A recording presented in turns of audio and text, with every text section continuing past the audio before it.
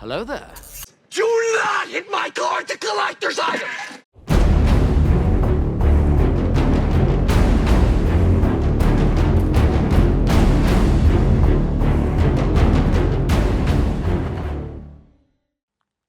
Michael Bay's Transformers are weird.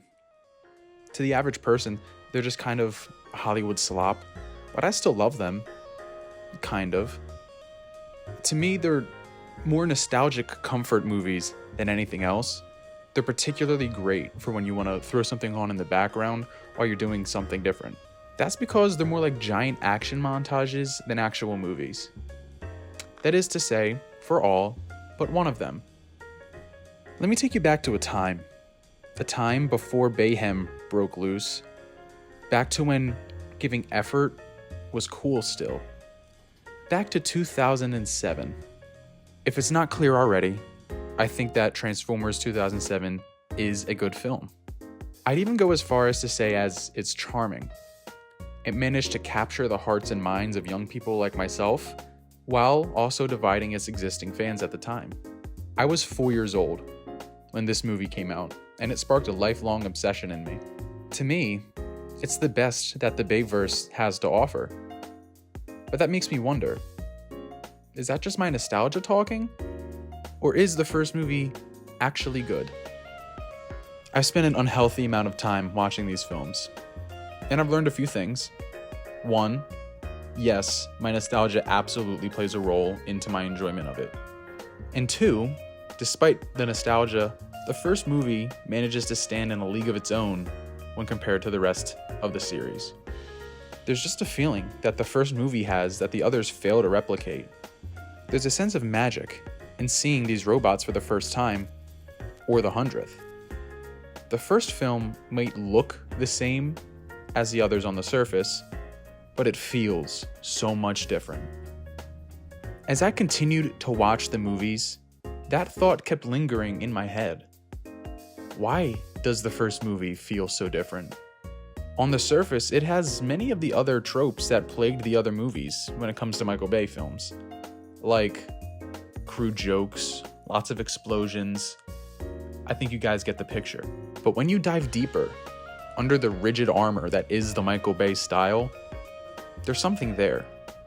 Believe it or not, the first movie has some substance, or at least it tries to anyway. It manages to persevere through its flaws and give us a genuine experience. In that sense, the movie's almost human. And it's because of that humanity that the first movie manages to stand out.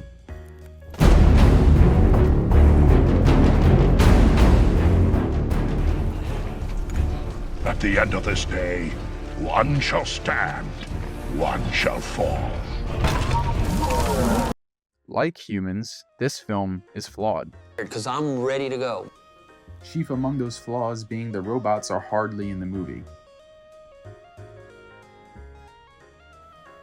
And in a movie literally titled The Transformers, that never made sense to me. That is until I saw a video by Pointless Hub, and he changed my perspective on how to view the movie. Despite the title, it's not a movie about Transformers. In reality, it's a movie about humans experiencing the Transformers and the disaster that comes with them. Love it or hate it, but the decision to make a Transformers movie about humans is what Michael Bay decided to go for. Many fans would call that a major flaw, but to Bay's credit, I think it works. It's widely known at this point that Michael Bay was not fond of making a stupid toy movie, so he set out to make it his own. He packed the film with real explosions, puppets, and dialed the contrast up to 11, providing harsh light and dark shadow. This gave the movie a more unique feel, that something only Michael Bay could give it. Transformers manages to persevere through its flaws and ends up having an identity. This movie is grounded in humanity. We see it from the very first time we meet a Transformer. Or we will kill you. This is Blackout. He's the first Transformer the world would see in this more modern, mechanical Michael Bay style. I want you to take notice of the atmosphere of this shot. It's dim and dark. Any imperfection or blemish in the rendering doesn't matter in this scene because you couldn't see it regardless if it was there or not. The key light is on the left, leaving much of the helicopter in shadow. This also isn't by accident, it's intentional. As he transforms, the parts that are in shadow require less detail because they're harder to see. It's a great way to cut time and money while making the robot more convincing, and it's a common technique used in CGI-heavy films. As the transformation continues, the camera pans around cars and gunfire. A man runs across the screen, putting Blackout out of frame.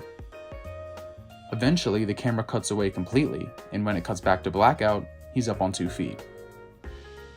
This is something the movie does consistently with transformations. We see the transformation start, but we don't see how it ends, because we don't need to.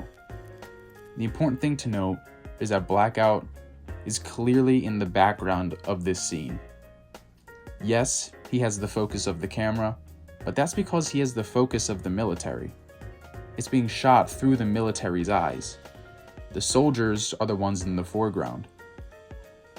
By the time you see the full body of Blackout, he's so far in the background that you're focused on the explosions. This scene comes at around the 6-minute mark of the movie, and it not only manages to set the tone, but the expectations, the style, and the perspective of the movie for the next 2 hours. What we get in this scene is the military experiencing the wrath of this towering beast. The camera has to look way up in order to see Blackout at all. This subliminally makes him have more gravity and makes him feel more important. Placing the camera at human eye level subtly places the viewer in the fight. It grounds us by giving us a perspective of familiarity, even if we've never seen a 30-foot robot ourselves. This human-first perspective is what gives this movie the feeling that it does. It makes it feel real. After Blackout, we don't see another Transformer for quite a while in the movie. So what does Michael Bay decide to fill that time with? Well, he introduces the human characters.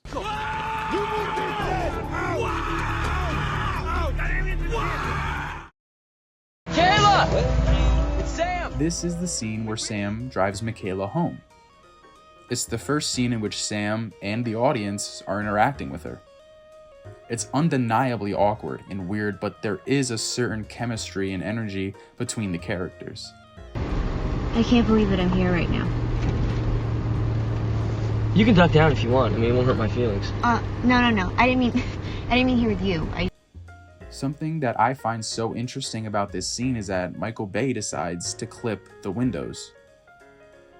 By that I mean all you can see out of them is white light, making the mood kind of dreamy and emotional. It's a small but important detail. By clipping the windows, there is no room for distracting scenery in the background.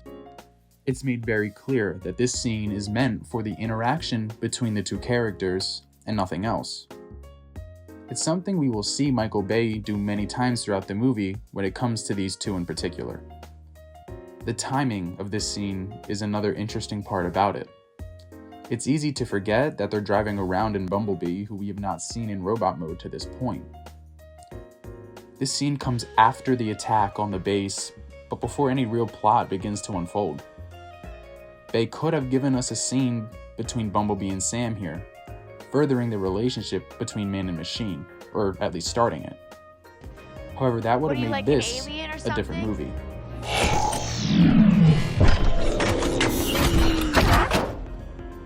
Any more questions you want to ask? He wants us to get in a car. What he decided to do instead was go the human route, establishing the relationship between Michaela and Sam first. This is like a romantic thing that I'm not trying to do. You know, not that you're not worthy of trying something like this on. Of course not. I'm a friend of yours. I'm not a romantic friend. Romantic friends do this. I mean, I'm not that friend. I mean, I could be. Just pop the hood. This makes sense to me after understanding the tone and the feeling the movie's going for.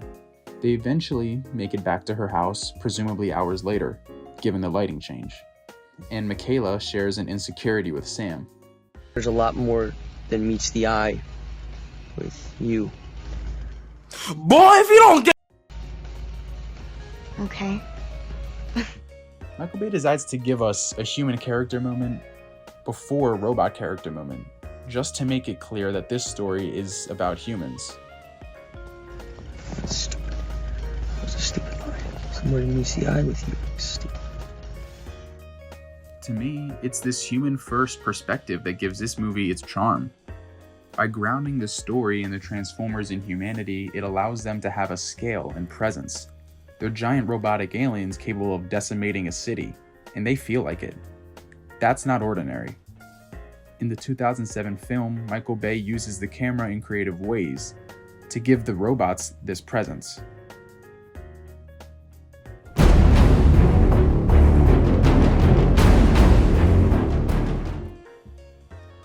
This first barricade scene, we can see the camera establishes Sam is on the ground in front of the car. When Barricade transforms, Sam is still in the shot until Barricade gets so tall that it forces Sam out of it. We have Sam there for reference of perspective and scale. It's easy for us to feel how big this Decepticon is when we're giving something that we're familiar with, like another human being. Barricade then proceeds to chase him. If you look carefully, you'll see that Barricade never has his full body in frame. We only see him from behind Sam, or when the camera flips, we see his legs.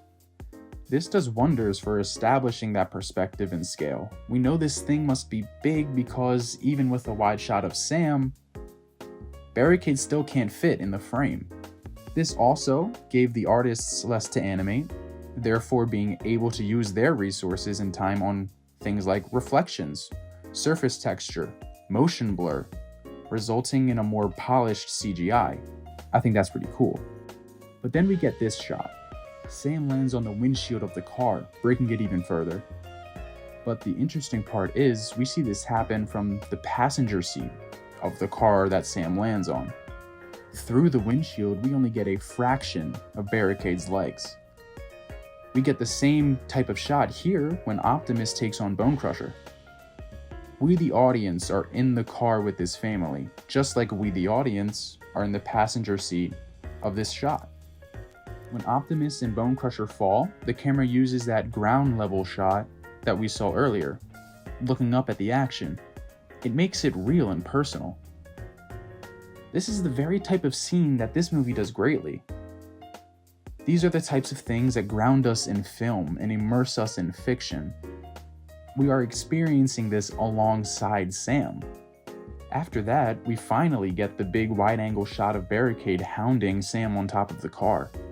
But we feel it. We grasp the gravity, weight, and size of this behemoth before us because of all the preceding shots that established it. Shots like this make the Transformers feel larger than life. The low angles, partial framing, and utilizing depth are things that continue for the rest of the movie, even into the action scenes. Sure, as the film progresses, the action and transformations get faster to keep up with the pace. The framing never feels lazy when it happens.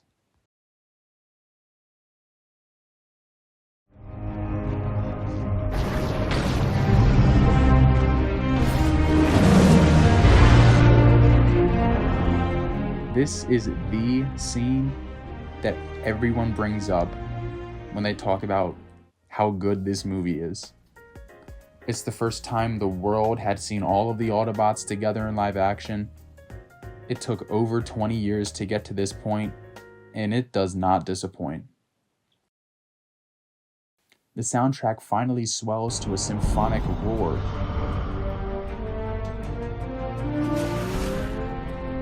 The cuts between shots add to the suspense, like we're racing towards a finish line, when in actuality, we're racing towards a beginning.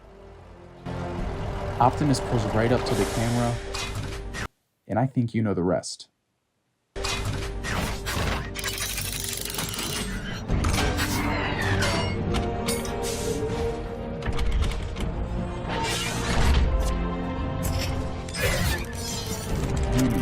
Spinning and swirling around time, catching glimpses of the others in the background.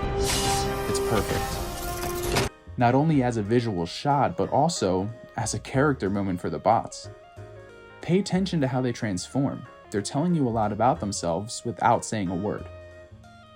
My eyes go right to Jazz, as he does a flip and a handstand. He's cool, agile, and likes to do things with style. Now look at Ratchet. It's almost the opposite. His whole torso spins around, but it's smooth, analytical, and calculated, befitting of a field medic. And what better way to make these characters feel larger than life than to put them face to face with one another? Eventually, Optimus tells you all about his comrades, and it only builds upon the personalities we've seen from their transformations. Ironhide, the big brawling brute, likes to show off his cannons. It's little details like that that give the bigger moments meaning. It's yet another thing that this movie tries to do that the others don't. The rest of the franchise treats the robots as cannon fodder, spoils of war that are only important if they fit the spectacle with no regard for character or personality. It's the little moments to me that mean the most.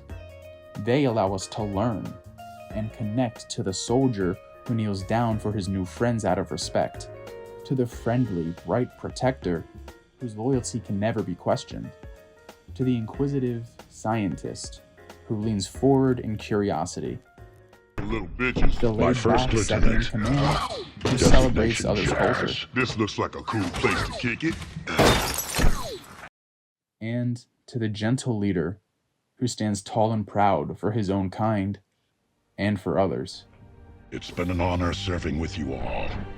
Autobots, roll out. We roll.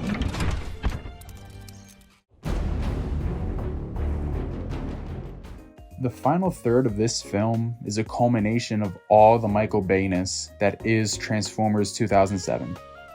It has explosions, slow motion, the military, the whole nine. Bay had to pull out his entire bag of tricks to get this part of the movie to work. And it does. For 40 minutes, the Transformers are on full display, out in the open. Bay uses more wide shots as it's easier to display the action, but there's always a purpose for it. For instance, when Bumblebee and Ironhide lift the truck, obviously the truck needs to be in the frame. But this scene works because the truck gives the audience something to relate to, thus grounding the scale and keeping the robots within the realm of reality. Remember when Michael Bay clipped the windows of the car? Well, he uses the same technique here to create a very emotional shot between, guess who? Sam and Mikaela. He only allows you to see what he wants you to see. A white light of smoke shrouding an injured Autobot. We know Bumblebee is hurt, but we don't know the extent of the damage until the exact moment Michael Bay wants us to. It's such a creative use of lighting, and things like this fill the film with emotion and intensity, allowing us to feel sorry for a robot who literally cannot speak. Bumblebee, get up! You're okay. You're okay. Come on! Then comes Brawl, barreling in over cars and sidewalks, and we get maybe the best use of slow motion in the entire franchise.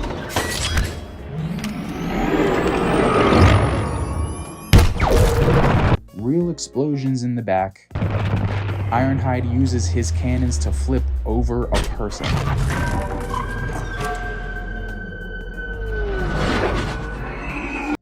The two are practically face to face by the time the missile passes by. The entire sequence is shot from that low perspective consistent with the rest of the film. Even though this giant robot is flying through the air, it's still a giant and it's treated as such. Time after time, Bay places the audience right in the middle of the action. He makes it personal through movement and placement of the camera. Take this shot for example. Ratchet comes running in from the right of the frame. The camera is moving closer and closer to the action. It then cuts to an angle where we are directly under Brawl, framing up his arm getting sliced off. Then the camera rotates, catching both Ratchet and the arm landing. It's fast, over in an instant, but we feel every movement. Every time metal clashes with metal, it's like we can feel the heat from the sparks. And then comes possibly the most personal fight in the entire movie. The duel between Optimus and Megatron. These two literally fly through a building and it just looks so real. That's because it is real. That building that they fly through is a miniature version of a real building. This requires an exceptional amount of care, effort, and attention to detail that Michael Bay and his team was more than capable of. Does that work? You have the timing? They based much of the action that we see in reality, therefore giving the robots a place in that reality as well. We are the civilians behind the car, hiding from Megatron. We are the office workers, watching Optimus and Megatron, and as Optimus comes flying in, we see his foot go through the very same desk that we were working from. Bay has a knack for framing these awesome action scenes in real-world scenarios and making the audience be a part of the carnage. They're well-crafted, top-notch action scenes that the rest of the franchise fails to take advantage of. It's really a shame because they were able to capture all of this on their very first attempt. From here on out, stuff like this gets abandoned and lost. Not many film franchises manage to crash and burn quite as hard as Michael Bay's Transformers did. Michael Bay managed to launch the careers of many and build a multi-billion-dollar franchise. Yet after the 2007 film, each subsequent movie tries to chase the feeling of the first without being able to recapture it, until eventually, the series loses its identity in its entirety. Bay made the first movie feel personal. We feel every thunderous step, every clash of metal, every scream of fear. Bay made the first movie feel real. He made it honest. There were no false promises about a groundbreaking narrative. There were no lies about what this movie was. It was a disaster film featuring 30-foot robots. It never tried to be anything more than that because it didn't need to. The later installments tried too hard to outdo one another, with bigger CGI battles, more explosions, more Transformers in general, and some of those things might sound good on paper, but they forced out the thing that made the first movie so good. The human perspective. In 2007, Michael Bay used this theme to make his stupid toy movie human. And ironically, I think this movie understands a lot more about humanity than a lot of other movies do. It's unapologetically flawed. But something isn't beautiful because it's perfect. Rather, beauty is found in imperfection. It's because of those flaws that this movie manages to immerse us so deeply. Every imperfection is a reflection of reality, blurring the lines between what was possible and what was impossible at the time. And it still does. It's not often that a movie can influence people on such a global scale from all different regions and countries around the world. It's not often that we see a movie influence pop culture so heavily. It's not often that we see a movie stand the test of time. It's not often that a movie provides the same experience time and time again without wavering. Somehow, despite its flaws, Transformers 2007 manages to excel at all of those things.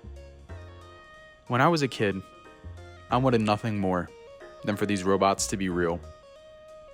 I wanted it so much so that, for me, they were. This movie is the source of that belief. Now, as I've grown older, the mysticism of a world in which transforming robots being real begins to fade. I know that they're not real. But whenever I put this movie on, all of those feelings come rushing back. And damn it, for 2 hours and 24 minutes of grit, awkwardness, and pure robot action, they feel real. And I think that's wonderful.